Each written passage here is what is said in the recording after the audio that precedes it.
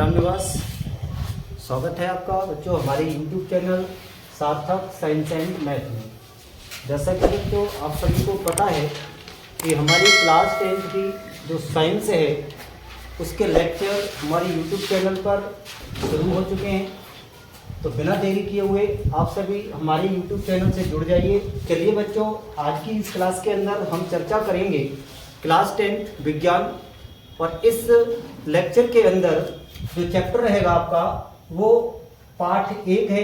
और इस पाठ 1 के अंदर हम आज सीखेंगे कि रासायनिक अभिक्रियाएं एवं समीकरण क्या होती हैं। रासायनिक अभिक्रियाएं आखिर क्यों होती हैं, यह रासायनिक अभिक्रियाएं जो होती हैं तो वो कितने प्रकार की होती हैं और रासायनिक समीकरण किसे कहते हैं।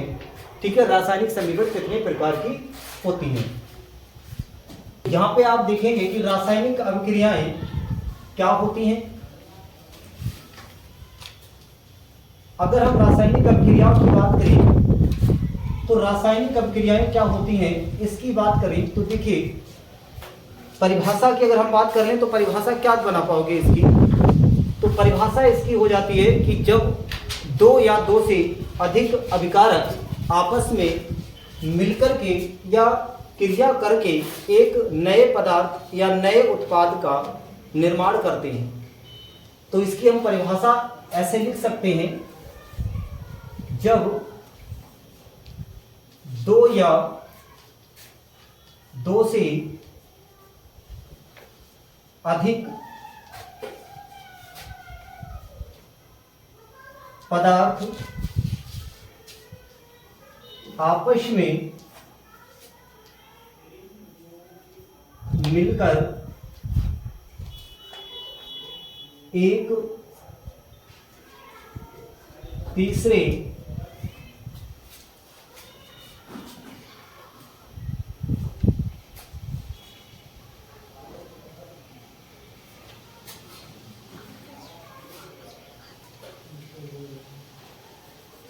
तीसरे नए गुणधर्म वाले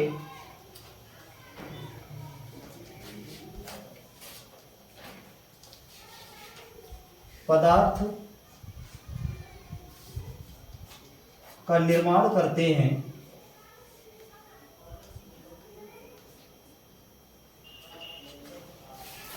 क्या कहलाता है? रासायनिक अभिक्रिया कहलाती है। अब जो मैंने परिभाषा दी है वे अपने शब्दों में मैंने इसको दिया है, हालांकि और भी तरीके से इसकी परिभाषा दी जा सकती है। आपको कहीं पे ये मिल जाएगा कि जब दो या दो से अधिक अभिकारक परस्पर क्रिया करते हैं या क्रिया करने के दौरान क्या बनाते हैं, एक नए यानी कि उत्पाद का निर्माण करते हैं जिसके गुणधर्म अभिकारक से बिल्कुल क्या होते हैं, भिन्न होते हैं। ठीक है, क्या होते हैं, बिल्कुल ही भिन्न होते हैं। तो यहाँ पे वही चीज है कि जब दो या दो से अधिक पदार्थ आपस में मिलकर के या क्रिया करके एक तीसरे नए गुणधर्म वाले पदार्थ का क्या करते हैं, निर्माण करते हैं, तो उसे हम क्या कहते हैं, रासायनिक अभिक्रिया कहते हैं। ठीक है, अब इसका मतलब आप समझिए, जैसे मैं अगर एग्जाम्पल के हिसाब से देखूं तो एग्जाम्पल पे जब हम जाते हैं तो मान लेते हैं जैसे मैं पानी के बनने की बात कर लूं तो पानी जो बनता है वो हाइड्रोजन और ऑक्सीजन दो गैसों के मिश्रण से बनता है, H2 प्लस O2, और यहाँ क्या बनेगा आपका H2O बनेगा। अब हम परिभाषा के अगर अकॉर्डिंग देखें, परिभाषा के अकॉर्डिंग अगर देखा जाए तो क्या यहाँ गुणधर्मों में परिवर्तन आ रहा है या नहीं आ रहा है, उस पर थोड़ी सी चर्चा कर लेते हैं। यहाँ आप देखेंगे इसको हाइड्रोजन को, ये कैसी अवस्था है, एक गैस है, ये आपकी गैसीय अवस्था है। ऑक्सीजन भी बेटा कैसी अवस्था है, गैसीय अवस्था है। लेकिन अगर यहाँ देखा जाए तो ये जल है, पानी है, और इस पानी को हम कौन सी अवस्था में देखेंगे, द्रव अवस्था में। ठीक है, तो आपने क्या देखा कि गैसीय अवस्था से क्या बदल गया, द्रव अवस्था में चेंज हो गया। इसका मतलब है कि परिभाषा कहीं ना कहीं हमारी सटीक चल रही है, परिभाषा के अकॉर्डिंग काम हो रहा है। यानी कि दो अभिकारक आपस में मिल तो रहे हैं, दो पदार्थ आपस में मिल तो रहे हैं, गैसें दो आपस में मिल तो रही हैं, लेकिन इनके गुणधर्म अगर देखे जाएं तो चेंज हो रहे हैं। जैसे यहाँ गैसीय अवस्था परिवर्तन हो गई, तो अवस्था परिवर्तन भी क्या होता है, एक गुण ही तो है, पदार्थों का गुण में ही तो आता है अवस्था। तो यहाँ पर लिक्विड फॉर्म क्या हो जाती है, बन के आती है, किसमें, जल के अंदर। यहाँ हाइड्रोजन को गैसीय अवस्था में रखा जाएगा, ऑक्सीजन को गैसीय अवस्था में है, तो हाइड्रोजन का और ऑक्सीजन का गुण अलग था, जबकि यहाँ जल का अगर देखा जाए तो बिल्कुल क्या है, अलग है। यानी कि यहाँ द्रव अवस्था में आ गया है और पहले कैसा था, गैसीय अवस्था में था। ठीक है, अगर यहां मैं बात करूं इसके रंग की, तो क्या रंग होता है इसका, ये रंगहीन होता है, यानी कि गैस नहीं दिखती है, ऑक्सीजन गैस नहीं दिखती है। लेकिन पानी की अगर हम बात करें तो क्या पानी का रंगहीन नहीं होता है, बिल्कुल होता है, पानी के अंदर भी रंग नहीं होता। ठीक है, तो ये दोनों का गुण मैच नहीं खाया, है ना, अलग अलग हो गया, मैच बिल्कुल मैच हो रहा है, लेकिन यहाँ अवस्था की बात करें तो नहीं। चलिए अब हम क्या देखें, क्या हाइड्रोजन का और ऑक्सीजन का हमने टेस्ट किया, नहीं, तो इसका मतलब है कि यहाँ पे टेस्ट में भी कोई फर्क नहीं पड़ेगा। तो कहीं ना कहीं किसी ना किसी गुण में तो चेंजिंग आ रही है, तो कहेंगे जी हाँ सर बिल्कुल आ रही है, कि वहां पे अवस्था में परिवर्तन हो रहा है। ठीक है, तो अवस्था में परिवर्तन होना भी एक प्रकार की रासायनिक अभिक्रिया का गुण है, और रासायनिक अभिक्रिया को दर्शा रहा है कि अवस्था परिवर्तन हुई है, तो इसका मतलब रासायनिक अभिक्रिया हुई है। तो इसकी रासायनिक अभिक्रिया की परिभाषा क्या हो जाएगी, कि जब दो या दो से अधिक पदार्थ आपस में मिलकर के क्या करते हैं, परस्पर दो, लिख सकते हो एक या एक से अधिक नए गुणधर्म वाले पदार्थों का निर्माण करते हैं, ये भी हो सकता है। ये बिल्कुल निश्चित नहीं है कि ये कह दिया जाए कि एक ही तीसरे पदार्थ का निर्माण होगा, एक से अधिक भी हो सकते हैं, ध्यान देना, एक से अधिक भी हो सकते हैं। ठीक है, एक से अधिक भी पदार्थ बन सकते हैं, ये जरूरी नहीं है केवल एक ही बने। ठीक है, मैंने परिभाषा के अंदर एक लिखा है, तो आप बिल्कुल नहीं समझना कि एक ही तीसरा गुणधर्म बनेगा, ये फिक्स हो गया, ऐसा कदापि नहीं है, एक से अधिक भी गुणधर्म वाले पदार्थों का निर्माण हो सकता है। ठीक, तो ये हमारा एग्जाम्पल हुआ। ऐसे ही अगर मैं यहां देखूं, दूसरा एग्जाम्पल मान लेते हैं, कोई देख लें, जैसे मैंने कहा यहां एक मैं एसिड ले रहा हूं, अम्ल ले लिया हूं, और एक मैंने धातु ले ली है। जब इसकी क्रिया कराओगे तो यहां क्या बनेगा, यहां पे आपका तैयार होगा सोडियम क्लोराइड, और क्या बनेगा, हाइड्रोजन गैस। ठीक है, तो अगर यहां देखें तो क्या ये आपस में दो अभिकारक नहीं थे, यानी कि दो चीजें पदार्थ आपस में क्रिया नहीं कर रहे थे। सोडियम एक क्या है, धातु है, तो ये HCl एसिड के साथ हाइड्रोक्लोरिक अम्ल के साथ क्रिया कर रहा था, और यहाँ पे सोडियम क्लोराइड अर्थात साधारण नमक बना रहा है। दूसरी चीज हाइड्रोजन गैस निकल रही है, तो क्या इनके गुणधर्म में परिवर्तन नहीं है, बिल्कुल। यहाँ हाइड्रोक्लोरिक एसिड है, इसका स्वाद अगर देखा जाए तो इसका स्वाद बेटे खट्टा होगा, यानी कि एसिड का स्वाद कैसा होता है, खट्टा होता है। सोडियम क्या है, एक धातु है, लेकिन इधर देखेंगे तो यहां ये साधारण नमक बन गया, साधारण नमक बन गया, और जिसका स्वाद देखा जाए तो कैसा होगा, नमकीन होगा। हाइड्रोजन कैसा बन गया, गैसीय अवस्था में आ गया, गैस बन गया। तो अब यहां जरा देखो, यहाँ पे एसिड है, ये लिक्विड अवस्था में है, ठीक है, ये लिक्विड अवस्था में होगा, यानी कि द्रव अवस्था में है। सोडियम ठोस अवस्था में है, यहां देखोगे तो ये साधारण नमक बन गया, ठोस अवस्था में होगा, हालांकि इसका टेस्ट बदल चुका होगा। तो यहाँ पर टेस्ट में परिवर्तन होगा, या रंग में परिवर्तन होगा, ठीक है, या फिर उसके स्मेल में परिवर्तन आ जाएगा, यानी कि गंध में परिवर्तन आ जाएगा। ठीक है, तो इस तरीके के कहीं ना कहीं हमें गुण देखने को मिलेंगे अगर कोई भी चीज आपस में क्रिया करती है तो। ठीक है, आगे बढ़े। तो ये हुई हमारी रासायनिक अभिक्रिया। थोड़ा सा यहीं पे अब हम बात करेंगे कि रासायनिक समीकरण क्या होती है, इसको भी पहले बात कर लेते, क्योंकि चैप्टर हमारा फ्रंट पे ही, इसमें हमने जो हेडिंग ऊपर चैप्टर का नाम जो दे रखा है वो अभिक्रियाएं और समीकरण से रिलेटेड है। ठीक है, तो पहले समीकरण को भी समझ ले, उसके बाद आगे बढ़ेंगे, रासायनिक अभिक्रियाओं की बात करेंगे। देखिएगा, जब यहां पे हम बात करें अब किसकी, रासायनिक समीकरण की, तो जो रासायनिक समीकरण होती है, रासायनिक जो समीकरण होती है, आप इस रासायनिक समीकरण की परिभाषा कैसे देंगे। देखिए, हमने जो अभी बात जो की थी किसकी, रासायनिक अभिक्रियाओं की बात की थी।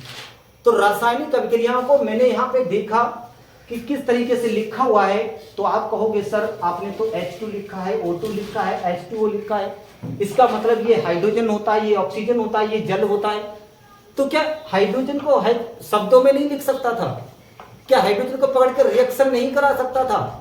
लेकिन एक इसमें प्रक्रिया और है, वो है लिखने की प्रक्रिया।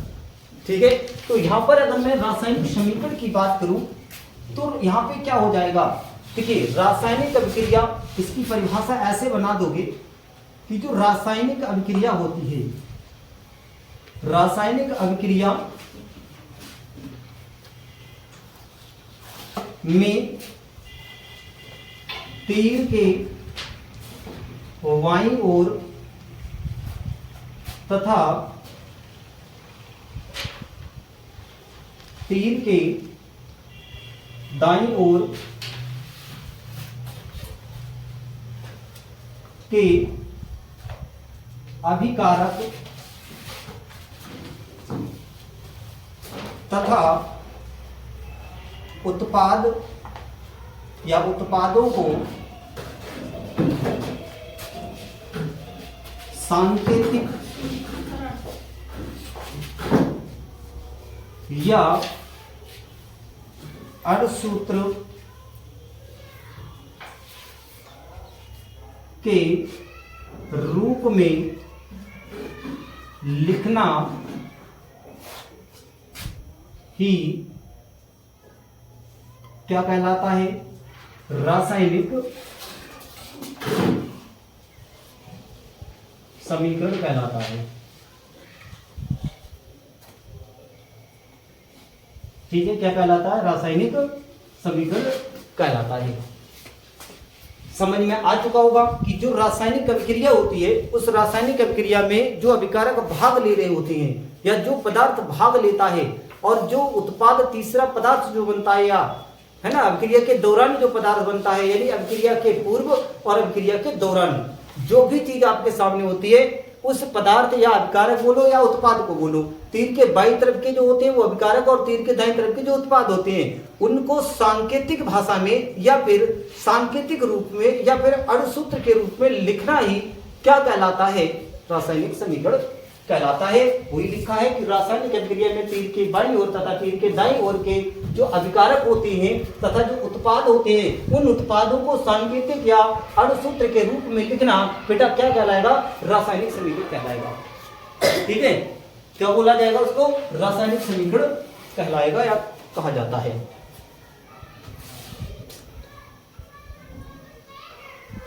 ठीक है, हो गया ये।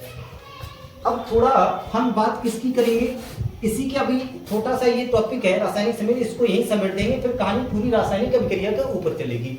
अब यहाँ ध्यान देना कि रासायनिक जो समीकरण होती है, वो रासायनिक समीकरण कितने प्रकार की होती है, यानी रासायनिक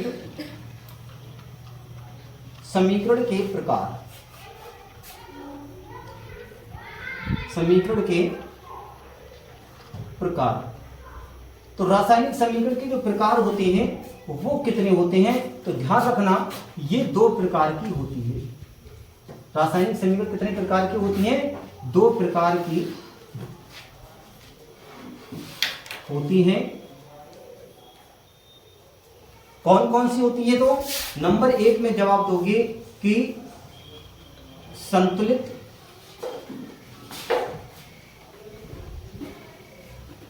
रासायनिक समीकरण, संतुलित रासायनिक समीकरण, और दूसरी जो होती है वो होती है हमारी असंतुलित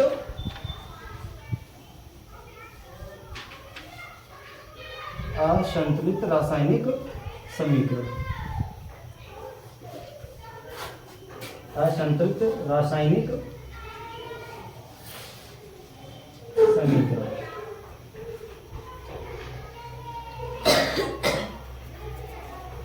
ठीक है, इसका बेटा एक और नाम होता है, असंतुलित रासायनिक समीकरण को क्या बोला जाता है, कंकाली रासायनिक समीकरण भी कहा जाता है। तो इसको भी याद रखना है, एक ही चीज है, कंकाली रासायनिक समीकरण भी इसी को कहा जाता है। ठीक है, क्लियर हो गया इतनी बात है।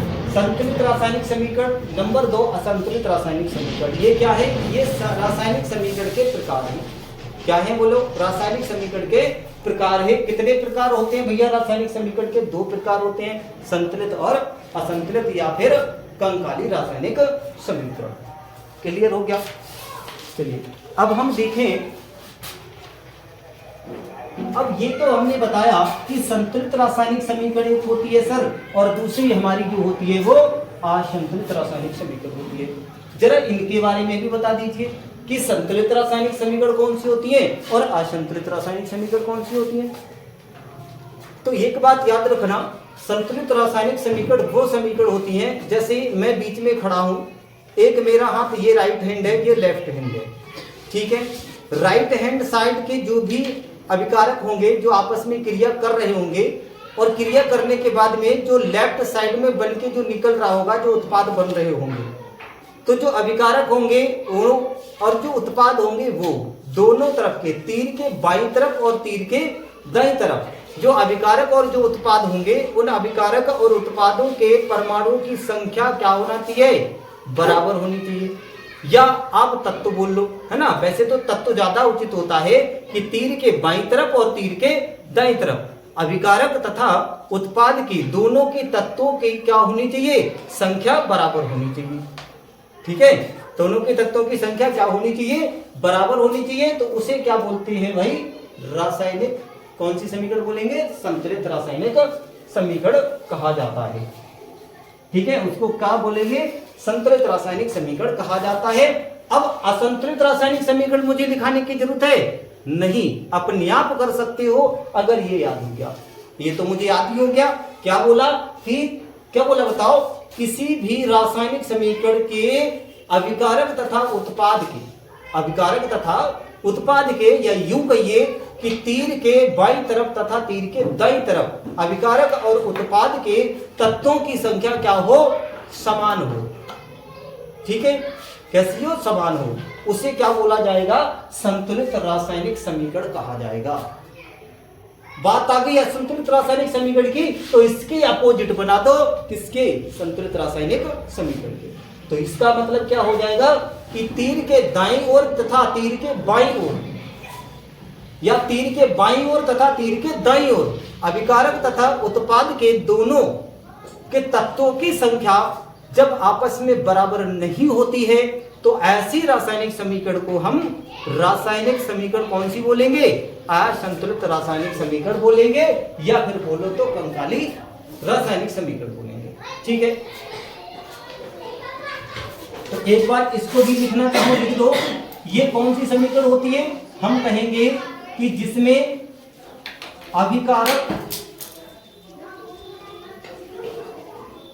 अभिकारक तथा उत्पाद दोनों तरफ के तत्वों की संख्या बराबर हो। ठीक है, तो क्या कहलाएगी? हमारी संतुलित रासायनिक समीकरण कहलाती है। दूसरी चीज यहां पे आते हैं, असंतुलित का मतलब क्या हुआ? कि ऐसी अभिक्रिया, ठीक है, या वह अभिक्रिया जिसके अंदर क्या होता है बेटा? अभिकारक तथा उत्पाद दोनों तरफ के तत्वों की संख्या समान नहीं होती है या ना हो,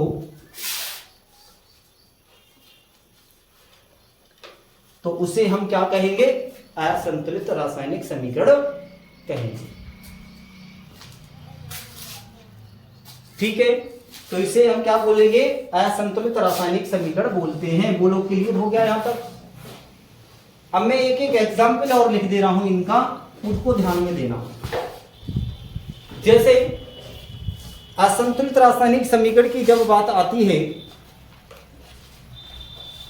तो मैंने मैग्नीशियम ऑक्साइड के बनना को देखा, जैसे Mg और प्लस O2, यहां जो बेटा बनेगा वो क्या बनेगा, MgO बनेगा, मैग्नीशियम ऑक्साइड का निर्माण होगा। हो सकता है आपको ये रिएक्शन समझने में दिक्कत आ रही हो, क्योंकि फार्मूला बनाने नहीं आते हैं। फार्मूले नहीं बनाने आते तो किसी दिन एक लेक्चर के अंदर सारे फार्मूले बनाना बता दूंगा, और उससे फिर ये क्लियर हो जाएगा कि कैसे ये चीज बनती है। कोशिश करता हूं यहीं पे समझ लो थोड़ा सा। जैसे Mg की वैलेंसी +2 होती है और O की वैलेंसी भैया -2 होती है। जब दोनों वैलेंसियां आपस में बराबर हो तो दोनों वैलेंसी कट जाती हैं, और फार्मूला बनाते समय याद रखना कि इस वाले तत्व की वैलेंसी इस वाले तत्व के नीचे लगा दिया जाती है, और इस वाले तत्व की वैलेंसी इस वाले तत्व के नीचे आ जाती है। यहां परमाणुओं से कोई लेना देना नहीं होता है। Mg था, Mg लिखा, O था, O लिखा। अब दोनों की वैलेंसी कट गई तो बताओ जरा, दोनों में किसी की वैलेंसी बची? नहीं बची, तो इसलिए यहां पर कोई भी वैलेंसी नहीं आई। एक मैं बताता हूं करके, जैसे Na है, ठीक है, और एक हमने लिखा NO3। अगर मैं इन दोनों को मिला के फार्मूला बनाऊं तो Na का +1 और इसकी कितना होता है, NO3 का वैलेंसी कितना होता है, NO3 का प्लस या माइनस, कितनी होती है माइनस में? 2 होती है। तो यहां से देखो 2, तो इसके नीचे Na2 हो जाएगा, यानी इसकी वैलेंसी यहां लाओ और इसकी वैलेंसी यहां पे। एक को हमेशा नहीं लिखा जाएगा, ध्यान रखना। तो यहाँ Na2 NO3, तो इस तरीके से फार्मूला बनता है।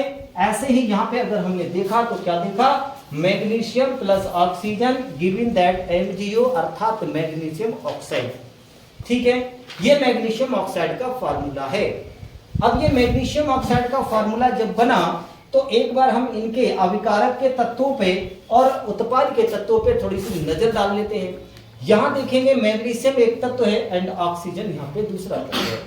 यहां देखेंगे तो मैग्नीशियम और ऑक्सीजन इधर भी दिख रहा है, लेकिन एक चीज स्पष्ट रूप से दिख रही है, क्या कि यहाँ पे ऑक्सीजन की संख्या परमाणुओं की या तत्वों की 2 थी, और इधर भैया कितनी है, 1 ही है। इसका मतलब गड़बड़ है, इसका मतलब कुछ तो गड़बड़ है, और वो गड़बड़ क्या है, यही तो हमारी क्या है, असंतुलित रासायनिक समीकरण है। ठीक है, ये क्या है, हमारी असंतुलित रासायनिक समीकरण है। देखिए इधर अलग है, ठीक है ना, तो ये क्या है, अभी असंतुलित रासायनिक समीकरण है। ये कैसी समीकरण कहलाएगी, ये असंतुलित रासायनिक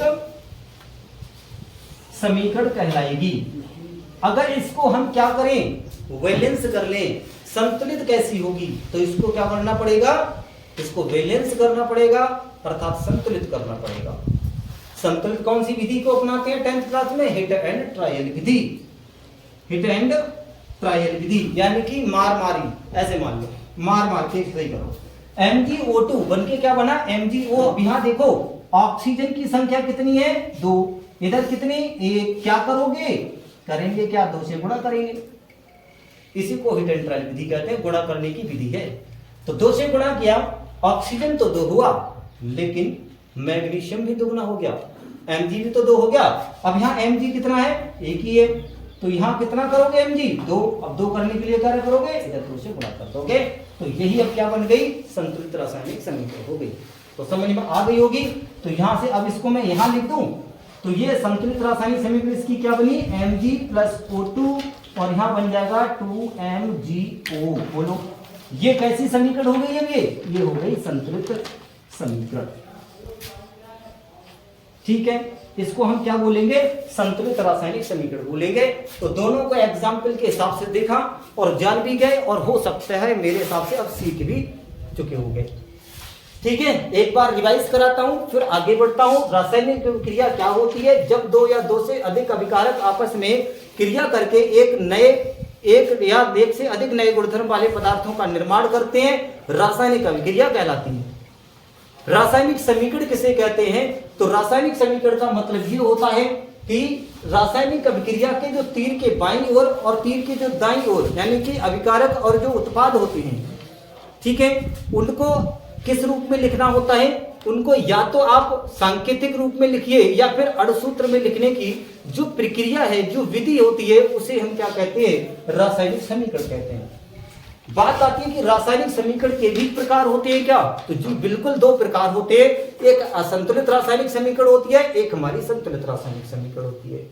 अब ये संतुलित जो रासायनिक समीकरण होती है वो क्या होती है, तो तीर के जो दाईं तरफ और बाईं ओर जो दो अभिकारक और या दो से अधिक भी अभिकारक हो सकते हैं, ये बिल्कुल मत भूल, ये मत कहना कि दो ही होंगे, यानी कि दो से अधिक अभिकारक भी हो सकते हैं और दो से कम भी हो सकते हैं, ठीक है।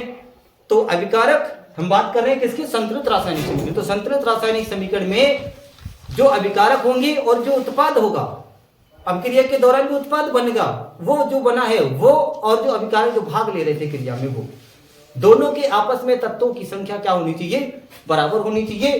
तो ऐसी अभिक्रियाओं को हम समीकरणों को क्या बोलेंगे, रासायनिक समीकरण। कौन सी वाली बोलेंगे, संतुलित वाली, ठीक है। अब हम असंतुलित की बात करें तो असंतुलित रासायनिक समीकरण क्या होती है, वह रासायनिक समीकरण जिसके तीर के बाईं ओर अभिकारक तथा तीर के दाईं ओर उत्पाद दोनों के तत्वों की संख्या आपस में समान नहीं होती है, तो उसको हम क्या बोलेंगे, असंतुलित रासायनिक समीकरण बोलेंगे। एग्जाम्पल भी मैंने नीचे नोट कर दिया,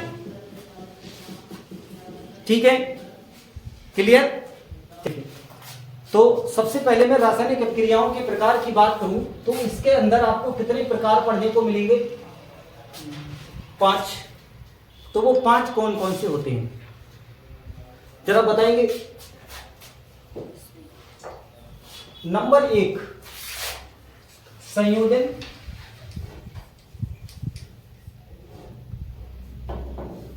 अभिक्रिया। कौन सी क्रिया होती है, संयोजन अभिक्रिया।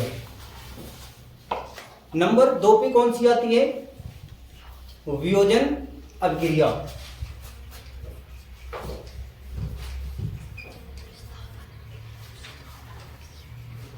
नंबर 2 हो गई हमारी वियोजन अभिक्रिया। फिर नंबर 3 पे कौन सी आएगी, विस्थापन अभिक्रिया।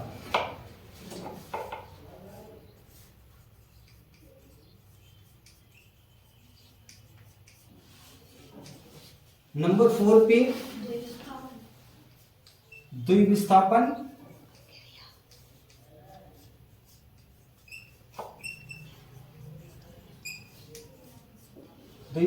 अभिक्रिया। और नंबर 5 उपचयन और अपचयन बोलते हैं, ठीक है, उपचयन एवं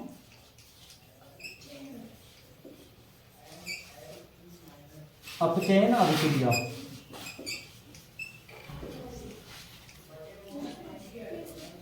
ठीक है, तो ये कुल मिला के 5 प्रकार की क्रियाएं होती हैं। अगर हम यहां देखें जैसे वियोजन अभिक्रिया है तो उसके अलावा भी, और इसके अलावा और भी हैं, वैसे मुख्य रूप से 5 हैं, तो मैं उनकी भी चर्चा कर लेता हूं।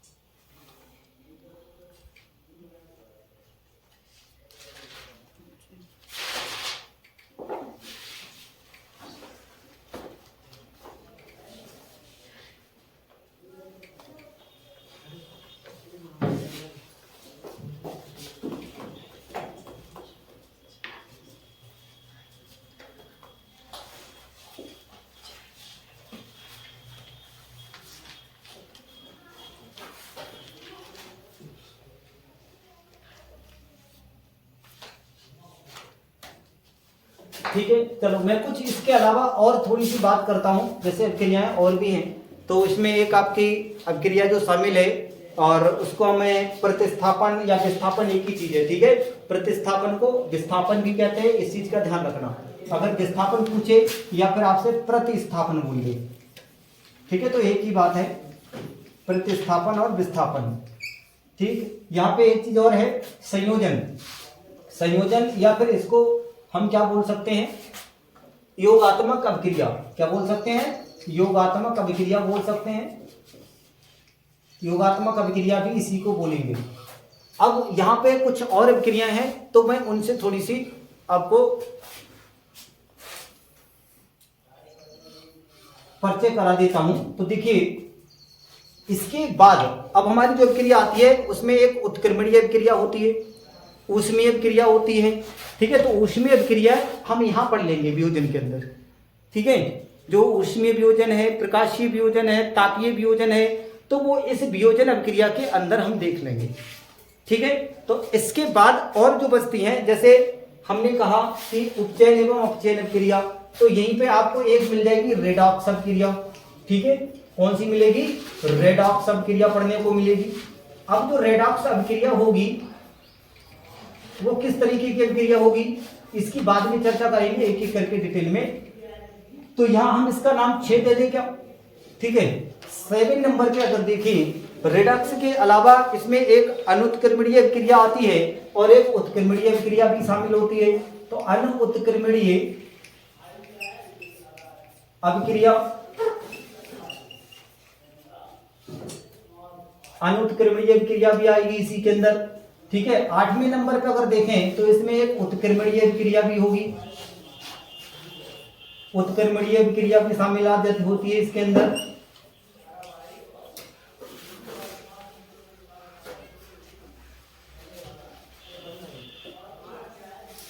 ठीक, तो इस तरीके से अगर देखा जाए तो हमारी इस तरह की अभिक्रियाएं होती हैं।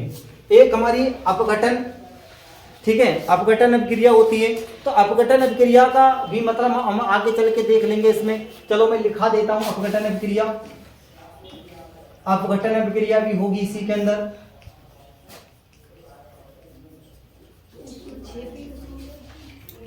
ठीक है, अपघटन अभिक्रिया, तो अपघटन अभिक्रिया क्या होगी?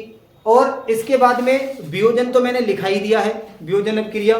ठीक है, विस्थापन अभिक्रिया को हम प्रतिस्थापन भी बोल देंगे। अब इसके साथ साथ में आपको थोड़ा एक और चीज पढ़ने को मिलेगी जिसको हम ऊष्मीय ऊष्माक्षेपी या फिर ऊष्माशोषी अभिक्रिया, है ना। तो ऊष्माक्षेपी अभिक्रिया क्या होती है? चलो एक में लगा लेते हैं, ऊष्माशोषी। तो ये क्या होती है हमारी, कितनी अभिक्रियाएं हमारी हैं, ऊष्माशोषी अभिक्रियाएं।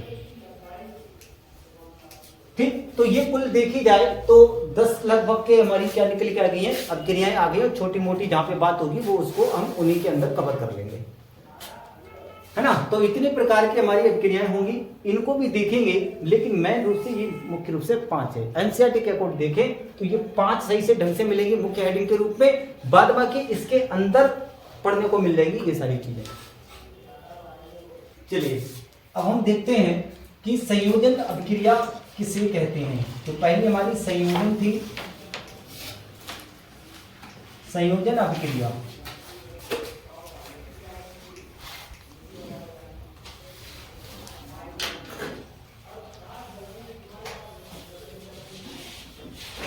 संयोजन अभिक्रिया का मतलब होता है, अगर मैं इसको शॉर्ट में समझाऊं तो इसमें 2 या 2 से अधिक अभिकारक होंगे। जैसे A + B 2 अभिकारक हैं और ये आपस में मिलकर के एक पदार्थ बनाते हैं, एक नया उत्पाद बनाते हैं AB।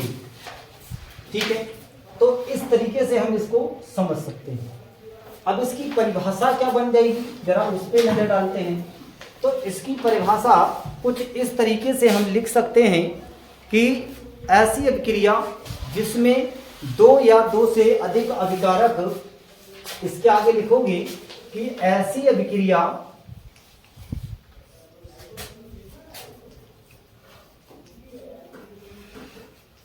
जिसमें 2 या 2 से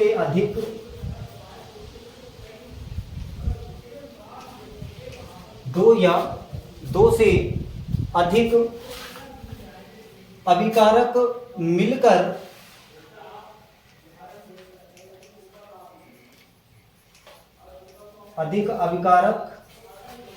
मिलकर एक या एकल उत्पाद का निर्माण करते हैं। एकल उत्पाद का क्या करते हैं, निर्माण करते हैं। क्या कहलाती है, संयोजन अभिक्रिया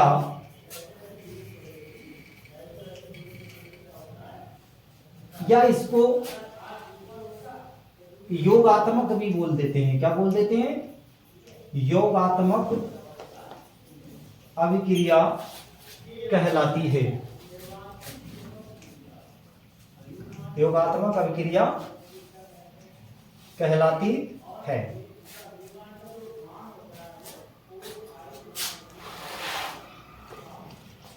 अब हम इसके थोड़े से एग्जाम्पल की बात करें तो उदाहरण में अगर देखें तो उदाहरण में क्या हो जाएगा,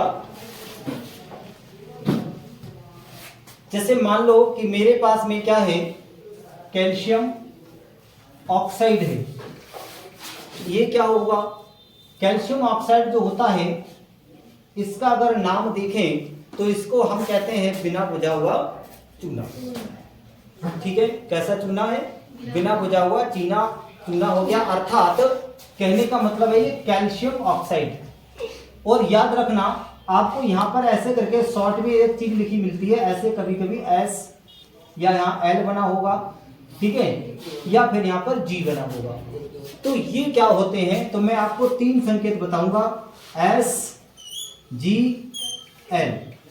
एस का मतलब होता है बेटा सॉलिड, जी का मतलब होता है बेटा गैस, और एस का मतलब होता है लिक्विड। हिंदी में बोले तो ठोस, इसको हिंदी में बोले तो गैस, और इसको हिंदी में बोले तो द्रव। ठीक है, तो ये जो एस जी एल है ये संकेत हैं किसकी? अवस्थाओं के। ये अवस्थाओं के संकेत हैं। इससे ये पता चल जाता है, जैसे यहाँ एस लगा दिया तो ये बता रहा है एस कि ये कैल्शियम ऑक्साइड जो है वो ठोस अवस्था में है। ठीक है, कैसी अवस्था में है? ठोस अवस्था में। अब इसको क्या किया, पानी के साथ में घोल दिया या इसको पानी में डाल दिया। किसको? कैल्शियम ऑक्साइड को, बिना बुझे चूने। जब हमने इसको पानी में डाला तो पानी के आगे आपको कैसा क्या मिलेगा? एल मिलेगा। इसका मतलब पानी कैसी अवस्था में है? लिक्विड अवस्था में। जब ये आपस में क्रिया करता है तो क्या बनाता है? ये बनाता है कैल्शियम हाइड्रोक्साइड। ठीक है, क्या बनाएगा? कैल्शियम हाइड्रोक्साइड बनाता है। और ऑक्साइड का मतलब यहां जब कैल्शियम हाइड्रोक्साइड बना तो यहां हो जाएगा AQ। अब AQ क्या होता है तो मैं AQ को भी बता देता हूं। AQ का मतलब होता है एक्वस। क्या होता है? एक्वस। और एक्वस का मतलब होता है जलीय। ठीक है, जलीय का मतलब लिक्विड तो है लेकिन इस जल के साथ में कोई तीसरी चीज मिली है, एक विलयन है, एक्वस विलयन। ठीक है, जलीय विलयन बोलेंगे। तो यहां पर ये एक्वस जो होता है वो जलीय रूप को दिखाता है। तो अब हमें क्या यहां से देखने को मिल रहा है, हम देख पा रहे हैं अच्छे से कि संयोजन अभिक्रिया क्या होती है। तो संयोजन अभिक्रिया वह होती है जिसमें 2 या 2 से अधिक अभिकारक आपस में मिलकर के क्या करते हैं? एकल उत्पाद का निर्माण करते हैं। केवल एक उत्पाद का निर्माण करेंगे तो ऐसी अभिक्रियाओं को क्या कहा जाएगा? संयोजन अभिक्रियाएं कहा जाएगा। एग्जाम्पल आपके सामने CaO प्लस H2O, 2 अभिकारक मिले और एक अभिकारक बनाया कैल्शियम हाइड्रोक्साइड। ये हो गया बुझा हुआ चूने का फार्मूला। ठीक है, इसी का हम सफेदी करने में इस्तेमाल भी करते हैं। ठीक, समझ में आ गई कहानी। अगर मैं और एग्जाम्पल देखूं तो देखिए, ये तो एक हो गया, दूसरा एग्जाम्पल और देखिए, जैसे S है और प्लस O2, यहां पे क्या बन जाएगा जरा ये बताइए। तो यहां बनेगा सल्फर डाइऑक्साइड। क्या बनेगा? Sulphur dioxide SO2। इसको सल्फर, इसको ऑक्साइड, तो यहां हो गया सल्फर डाइऑक्साइड। ठीक है, 2 अभिकारक हैं, एक उत्पाद बना रहे हैं। कौन सी क्रिया है? संयोजन क्रिया है। चलिए और थोड़ा सा अगर हम बताएं इस संयोजन अभिक्रिया के बारे में तो आप ध्यान देना। चलिए, जैसे ये 3 है, जैसे C है और यहाँ पे ऑक्सीजन है, मैंने कहा CO2 बना, तो बताओ ये कौन सी अभिक्रिया है? अभिक्रिया देख के पता करना चाहिए क्योंकि एग्जाम में अभिक्रियाओं के बारे में भी पूछा जाता है। जैसे कार्बन और ऑक्सीजन आपस में मिलकर क्या बना रहे? CO2 बना रहे हैं। इसका मतलब है कि 2 अभिकारक से एक उत्पाद बन रहा है। देखो इधर का क्या है? उत्पाद है। तो ये क्या बन जाता है, हमारी कौन सी क्रिया हो गई, संयोजन क्रिया हो गई। ठीक है, देखो मैंने एक चीज नहीं लिखाई है आपको, अभिकारक और उत्पाद नहीं लिखा है, लेकिन मैंने कई बार इस चीज पे डिस्कस कर लिया है कि रासायनिक अभिक्रिया में जो तीर के बाईं ओर होते हैं या फिर जो रासायनिक अभिक्रिया में भाग लेने वाले पदार्थ होते हैं उनको हम अभिकारक कहते हैं, और जो रासायनिक अभिक्रिया के दौरान जो चीज बन जाती है उसको हम उत्पाद कहते हैं। तो अभिकारक और उत्पाद लिखाने में इतनी कोई बड़ी वो नहीं है कि याद नहीं कर पाओ। ठीक है, तो इसलिए मैंने उनको छोड़ दिया है, अभिकारक और उत्पाद हेडिंग नहीं डलवाई है। अभिकारक वो हैं जो रासायनिक क्रिया में भाग लेते हैं, और उत्पाद वो हैं जो रासायनिक क्रिया के दौरान बनते हैं। तो ये 3 एग्जाम्पल हमारे किसके हो गए, संयोजन अभिक्रिया के एग्जाम्पल हो जाते हैं। ठीक है, क्या कर पाओगे ऐसे ही? और बताऊं क्या, और भी एग्जाम्पल अगर देखें तो मान लेते हैं, चलो एक और ले लेते हैं, जैसे CO है और यहाँ पर क्लोरीन है।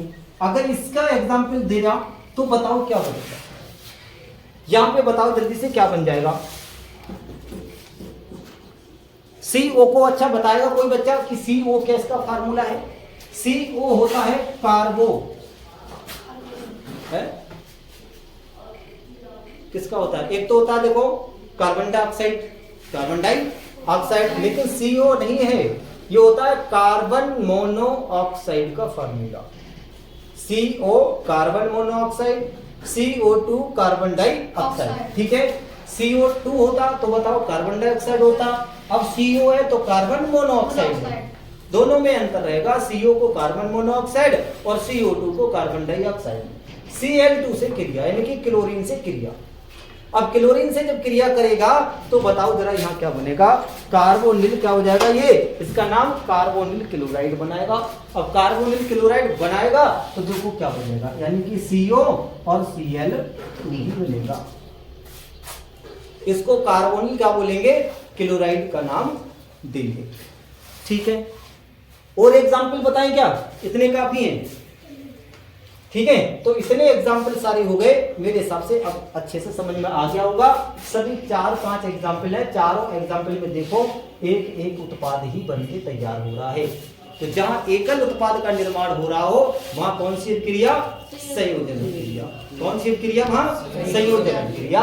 परिभाषा वही, ऐसी क्रिया जिसमें 2 या 2 से अधिक अभिकारक आपस में मिलकर के एकल उत्पाद का निर्माण करें, संयोजन कहलाएगी।